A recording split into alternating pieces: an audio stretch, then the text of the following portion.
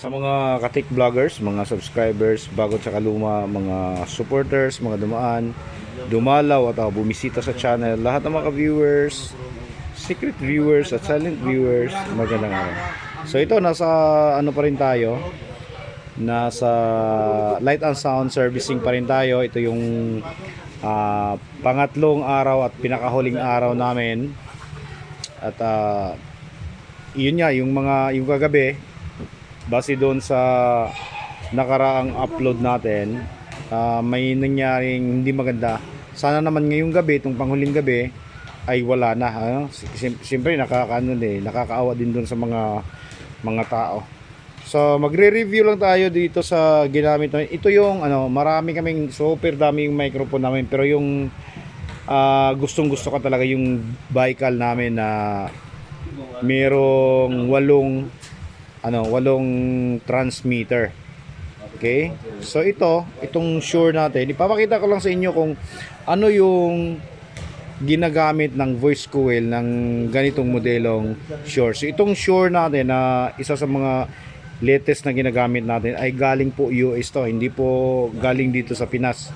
Okay? So galing US. So simpleng lang tingnan, no. So ito yung laman ng voice coil na ginagamit no.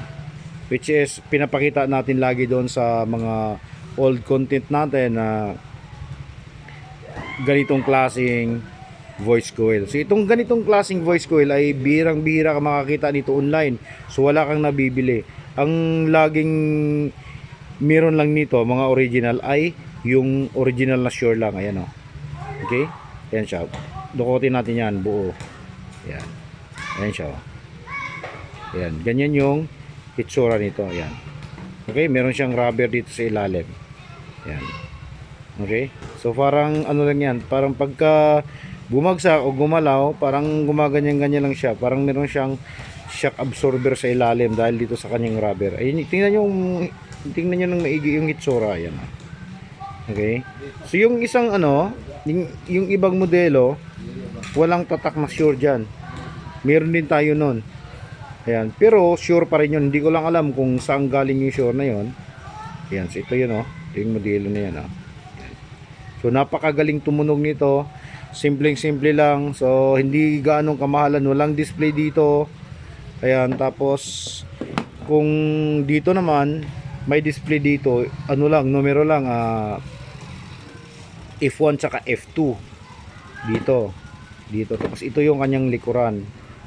Ayan, napaka-simple lang. Ang ginagamit na supply nito ay adapter lang siya. Ayan. Okay? So para naman kayo, meron kayong kunting knowledge about sa microphone, kung ano ba yung totoong voice coil ng mga ganitong klaseng Shure na modelo. So original po to, hindi po to yung tinatawag nila na class A, class B microphone. Ito po ay Ayan. So ulitin ko, galing po US to. Ayan, pinadala ng anak ng boss namin. Ayan siya. Okay? So sana'y makakatulong to lalo na sa mga microphone enthusiast, sa mga mahilig magkakaraoke, mahilig tawag nito, mangungulekta ng mga microphone. So napakaganda ng performance nito, pero kung gaano kaganda yung performance nito, mas gustong-gusto ko pa rin yung Baikal. Kasi sa tagal ng serbisyo, ilang taon na yung serbisyo, buhay pa rin, at yung tunog at kung gaano kalayo yung range, doon pa rin ako. Yan. So sa susunod, kapag may mga time tayo, yun naman yung magiging content natin. So hanggang dito na lang muna. So maraming salamat. God bless at bye bye.